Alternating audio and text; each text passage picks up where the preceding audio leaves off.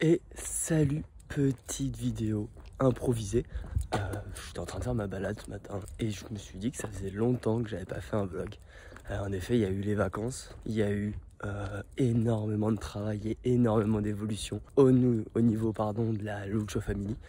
Donc je trouve que c'est le bon moment aujourd'hui pour faire un vlog. Mais avant ça, évidemment, si la Lucho Family t'intrigue, si tu veux en savoir plus aussi, n'hésite pas à me contacter en message privé, que ce soit sur Discord ou sur Instagram. Je réponds au plus vite, j'ai énormément de demandes, je fais au mieux par rapport à mes disponibilités. Donc voilà, j'essaie de créer un maximum de place pour donner la chance à un maximum d'entre vous. Mais c'est vrai que vu que je priorise la qualité à la quantité, c'est pas toujours facile. Donc voilà, aujourd'hui on est parti sur un vlog. Je pense qu'on va se faire la matinée ensemble. Je vais vous emmener comme d'habitude sur les plus hautes limites du point FR, en short high stakes et en spin 200-400 euros. Donc on est parti, je vous retrouve tout à l'heure dans mon bureau. On a quand même un petit peu de travail avant de lancer les tables. Review des HH de la Lucho Family, les fiches en qui que tu connais maintenant. Allez, à tout de suite.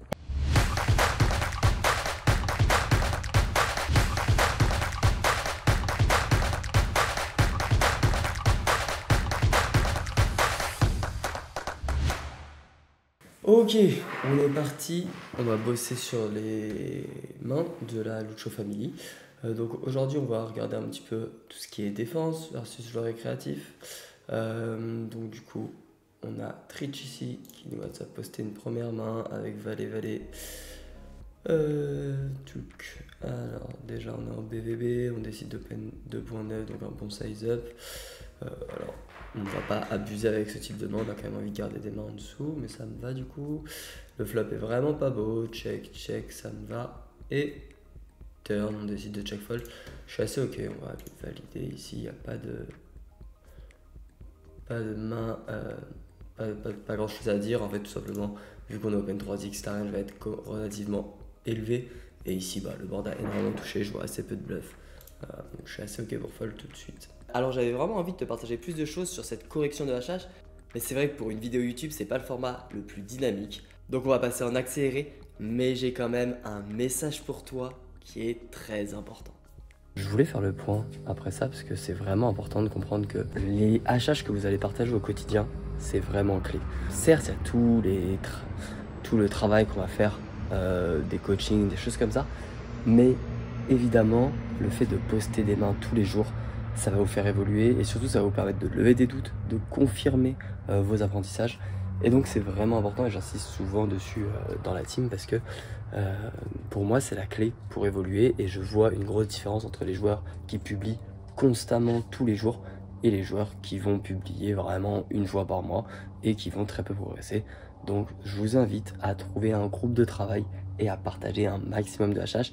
Évidemment, le mieux c'est quand même d'avoir un retour qualitatif sur nos mains, donc quelqu'un qui est compétent et qui peut vous dire si vous avez bien joué ou non le spot, et au-delà de dire oui c'est bien joué ou c'est mal joué, qui est capable d'expliquer pourquoi et de vous aider à comprendre certains concepts. Donc après cette quasiment une heure de review HH pour la Lucho Fam, on va se plonger maintenant dans nos fiches Anki à nous, on va se concentrer maintenant sur mon jeu et lancer les tables au plus vite. Il est 9h20, donc là maintenant, il faut envoyer le volume. C'est parti, je vous retrouve sur Anki, puis sur les tables.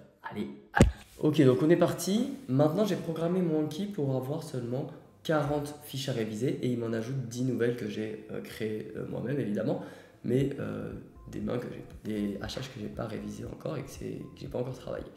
Donc on est parti, on va s'en faire à peu près 50 du coup. Une main en BVB avec du limp, on va limp du coup ici, on va VIP en tout cas, ça me va. Ensuite on a 9 et 8, pas de FE, j'irai sur un fold. Ok, un petit peu de limp, un petit peu de fold, je vais la mettre à revoir quand même. Quelle est la différence entre l'ISO BVB et HU? Alors là on est sur un point très important donc je vais vous le partager. Tout simplement, alors on va regarder la réponse ensemble ensuite, mais en gros l'idée c'est que IP on va beaucoup plus se polariser car notre cœur de range a une EV qui augmente à checkback. Aussi quand on est HU OP, notre adversaire a une range plus loose donc on peut plus se permettre d'isoler, plus light et descendre un petit peu plus. Donc vraiment on va se polariser à fond quand on est BVB. La sélection des combos des light étant IP on perd plus de V quand on ISO fold. Donc il faut faire attention à la sélection et pas commencer à ISO fold des mains qui sont trop strong. Et ensuite on va avoir une limite au niveau des values, un seuil au niveau des values qui est lié à la range de limp BVB qui est plus compact, et donc le value checkback étant plus haut typé, moins de VISO, le bottom de la value. Donc voilà un peu, j'avais plutôt bien répondu à la question, et donc on peut passer à la suivante, mais c'est un point très important, donc n'hésitez pas à prendre une petite note si ça vous intéresse. Principalement jam et un petit peu de call. Après on adaptera au profil. Limp ou fold. Dame 7, je dirais. Dame 7 fold. Yes. 3, 5 call. 5 call. Et voilà. Voilà, donc une dizaine de minutes de warm-up sur un key. Vous voyez, on fait ça tous les jours et forcément sur le long terme, eh bien ça a un énorme impact, alors que 10 minutes par jour, ça coûte pas grand chose. Voilà, on se retrouve du coup maintenant sur les tables. Je vais couper, je vais tout relancer et on va aller grind comme il faut. Ok, donc ça y est, on a tout pour faire une bonne session maintenant. On est parti, on regarde pour commencer la journée et la matinée. La bankroll qui est à 1977 €, donc comme ça on pourra faire le point sur la bankroll à la fin. Je sais que vous êtes nombreux aussi à me demander les CV, des choses comme ça. Je le partagerai tout lors d'un bilan où j'aurai suffisamment de samples. On pourra faire un gros point sur mon évolution depuis le challenge ou non, voir un petit peu les choses que j'ai pu changer. Et donc je préfère largement fonctionner comme ça plutôt que de balancer des CV dans tous les sens à chaque game et toutes les 100 games quoi, et ça n'a aucun intérêt. Surtout sur des limites comme les salles où je joue, où au final, moi personnellement j'ai un objectif d'atteindre les 30 CV plus en permanence, et sur certaines sessions on va pouvoir atteindre des 100 de CV qui n'auraient aucun sens, et je veux absolument pas donner cette image. Et évidemment à l'inverse, donner des CV qui sont négatifs, hein. À partir du moment où on a un CV espéré de 30, on peut vite avoir des CV négatifs, donc pas d'intérêt à ce niveau-là. Allez, suffisamment parlé maintenant, c'est l'heure de grind. On est samedi, donc on sait que ça peut être assez calme. Du coup, je vais lancer un peu toutes les limites et on est parti. Ok, on a handle key limp, sûrement un joueur récréatif. On va tout de suite prendre la note. On regarde aussi les notes qu'on a sur les joueurs réguliers que je mets de côté. Je peux pas vous les partager sur les joueurs réguliers, c'est compliqué. Pour analyser déjà cette main, même si on n'était pas dedans, c'est toujours intéressant quand il y a un récréatif à table et qu'on n'a pas beaucoup de tables qui sont encore lancées, de regarder un petit peu comment il a pu jouer. Donc ici il avait top pair et il a check back au flop, c'est une énorme information. Vous voyez, j'ai même pas joué la main. Là j'hésite pas, j'open 2.5, ça me dérange vraiment pas. Check, check, TP. Et là c'est vraiment important d'avoir ce type de note. Maintenant je check avec As6, check encore. Et check encore, il a check très vite, j'espère gagner au showdown. Roi, valet, hop. Ici, on va prendre la note kill, snap, check, check. C'est toujours intéressant aussi. Là-haut, je vais fold. Donc la note snap, check, check, check, showdown, hop. Ça fait deux informations très intéressantes déjà. En haut, on a Vezino sur la 200 qui open 2.5, on a As-3, on ne se fait pas prier, on jam. Hop, et je relance une quatrième et dernière table, ce qui nous fera 3 tables en même temps, vu que la 400 n'a pas l'air de se lancer ce matin. Je vais balancer un peu de short, au cas où ça vient. Si c'est 9, je vais fold, on est un petit peu short pour continuer à jouer de ce type de combo. Par contre, 4 et 2, je vais open sur un joueur créatif potentiel en bébé. Qui nous 3 bêtes, on se fait punir direct. Alors c'est un open bien loose, hein. Vous avez sûrement l'habitude à force si vous regardez les vidéos. 6 et 5, donc on a une open end, ce qui est très très intéressant. Alors là on est sur un spot juste magique où on sait qu'il va check back ses as. Du coup je vais check call, check raise, et du coup je vais jalousie. Nickel. Vous voyez l'importance de la prise de notes, c'est vraiment très très important. Hop, ce spot est vraiment super intéressant, donc je vous partage avec plaisir dans la vidéo. Un petit peu pareil ici, alors il peut avoir quelques 4, mais ici un roi il joue jamais comme ça, Je vais tout de suite clic et puis on verra un petit peu. Alors il peut y avoir des 4 hein, clairement, mais si on prend toute sa range, entre les 4 et tous les trash, évidemment il y a énormément de trash. C'est pas la première fois qu'il fait du 2.5, hein. J'ai l'impression qu'il est assez aggro le bonhomme. On va call du coup ici. C'est compliqué, là on a gutshot. Il va souvent mettre le deuxième, hein. Vu le profil, il va souvent continuer. Je vais préférer fold tout de suite, un petit peu embêtant. Je pense que si j'ai une gutshot avec une over, j'apprends. Les valets, est-ce qu'on n'a pas plus intérêt à call et le laisser faire n'importe quoi? Parce que sa range a l'air très loose de 2.5. Donc je vais me contenter de call. Ici, bon, je suis assez confiant. Je le dis, c'est pas la meilleure. Hein. Alors, est-ce qu'il y a des petits draws qui pourraient... Je vais raise. Aïe, aïe, aïe, aïe. Il a le full. Cette fois-ci, il avait pris sa value. Il y a quelques draws, des As-Roi, des 9, des valets qui vont call et qui ne mettront pas forcément le dernier, c'est pour ça que je jam. Pas de chance, on est mal tombé. Alors qu'il était très aggro. 20 minutes later. Oh, une fois 10. Bah écoutez, on est parti pour cette première grosse stade de la journée. Alors que ça fait 40 minutes qu'on grind. Alors lui, on a un joueur très aggro qui fait n'importe quoi sur cette fois 10. Va falloir voir si il fait ça également sur une grosse table comme ça. Sur la 3 bet size, on va 6 bet sur ce board. Un petit 6 bet range qui va bien. On fait brelan. Elle est plutôt très belle. Et une call roi 10, parfait. Parfait.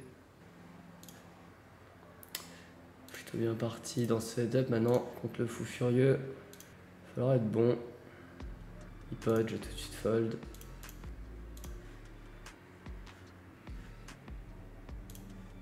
Ouh, la belle straight contre un joueur aussi aggro. Il peut faire des dégâts. Il pot. Je vais vraiment tout le temps le laisser bluff ici. Surtout qu'il bet ses middle range, donc j'ai pas vraiment d'intérêt à part juste value les draws. Bah, écoutez, il n'y a rien à faire. Je pense vraiment qu'il peut jouer double paire comme ça. Après, s'il a 8 et 9, bien joué à lui, mais... Let's go! On gagne cette x10, ça fait plaisir. On enchaîne avec une x5. Je viens de finir la x10. Petit quart d'heure chaud pour notre cher vlog. Et on retrouve notre ami Louisville, donc plutôt bonne nouvelle. Très chaud. Je voulais par contre prendre la note. Pour moi, c'est assez faible le minerai. Du coup, j'ai juste call. Je sais qu'il peut vraiment foutre partout. Pas trop d'intérêt. Pareil, je sais qu'il a plutôt tendance à pot quand c'est strong, donc je vais juste call. Beaucoup de draws, c'est embêtant. Mais je le vois trop faible en fait. Après, il peut avoir des paires plus draws. Je sais que je gagne. River, je vais peut-être plus gagner. Je vais jam maintenant. C'est close hein, entre le laisser faire n'importe quoi vu l'agressivité du bonhomme. Mais ce board est vraiment affreux. Dommage. On perd peut-être quelques combos, c'est un peu dérangeant, mais OOP, je sais qu'il va bet C8, vu ce qu'il a fait tout à l'heure. IP, je suis pas si sûr qu'il bet C8, parce qu'il peut check back. Donc c'est un petit peu embêtant. Alors, ce serait parfait s'il tient avec son 2. On pourrait se retrouver en HU contre lui. Continuer à essayer de l'explo.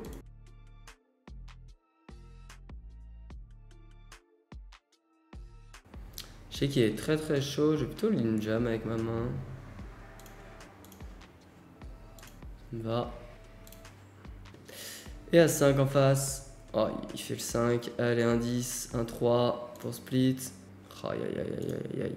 Dommage. Ok, pas de réussite sur celle-ci. Et l'heure qui suit va être très calme. On va juste terminer avec 3 tables à 800 €. Mais malheureusement, 3 défaites avec un run vraiment pas terrible. Ok, bon, première session un peu compliquée. On a joué quasiment 2 heures. Je voulais faire un break avant, mais les tables étaient magnifiques. Elle a le son encore. Je pense que c'est vraiment intéressant de faire un break plutôt que de continuer dans des mauvaises dispositions, juste parce que la concentration diminue forcément. On va faire un petit point ensemble sur la bankroll. Donc on est à 52 900, on doit être à moins 2K ou moins 1K, je sais plus si on était à 53 900 et quelques. Donc on est la chère monteuse qui vous met à peu près où on en est juste ici. Et on va continuer la petite break café et on relance, je pense, pour une bonne heure et demie, 2 heures. Et puis voilà, on aura fait le volume. Sauf si les dates sont vraiment magnifiques, là on continuera encore plus longtemps. Mais là, break et on se retrouve tout de suite direct sur les tables. Alors cette deuxième session est plutôt très calme, mais au bout d'une trentaine de minutes, on a les Twister 400 € qui commencent à se lancer. Avec la fatigue et le nombre de tables, j'ai moins commenté, alors on va analyser les mains ensemble car on a quand même joué une table à 1200 € et deux tables à 1600 €. Sur la table à 1600 €, on commence tout de suite avec Roi 6 off. SB, un joueur récréatif open 2x, je défends, et vient ce board 5-3-2 où j'ai gutshot plus 2 over.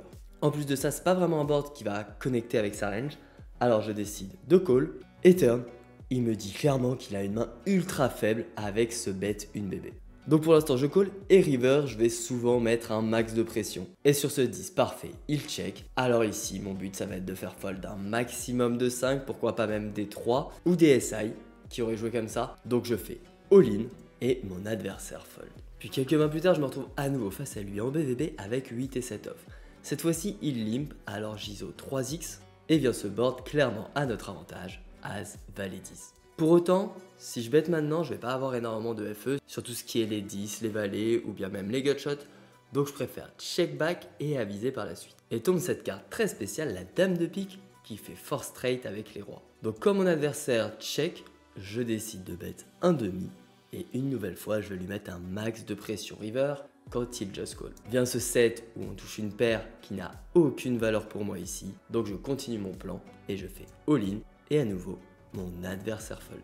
Puis contre un joueur contre lequel j'ai pas encore trop d'infos mais que je soupçonne d'être un reg qui a rename, je décide de jam Roi 6 off. On tombe pas très bien, il call As-Dame, mais au flop on fait un 6, allez faut que ça tienne, le 7 est bon et parfait ce 2.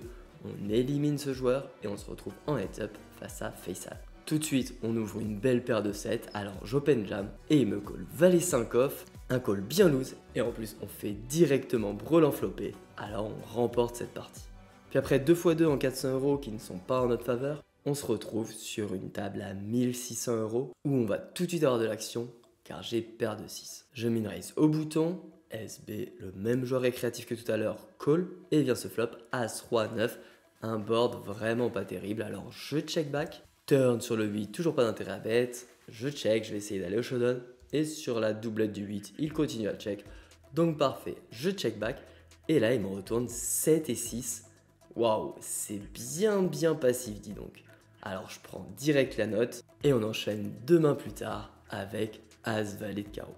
On a vu que mon adversaire était bien passif, alors je décide de tout de suite prendre un max de value avec ce type de main. J'open jam et mon adversaire me call ultra loose avec Roi 6. Évidemment, à nouveau, je vais prendre la note, mais avant ça, il faut qu'As Valet tienne. Allez, jusqu'au bout, ok, nickel. Petite prise de note et on enchaîne face à Sarket.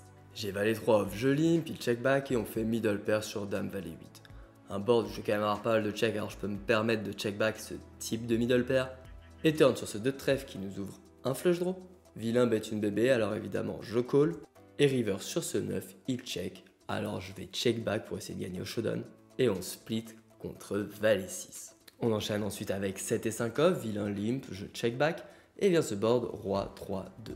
On a quelques backdoors, alors quand vilain bet une bébé, je décide de battle avec un raise.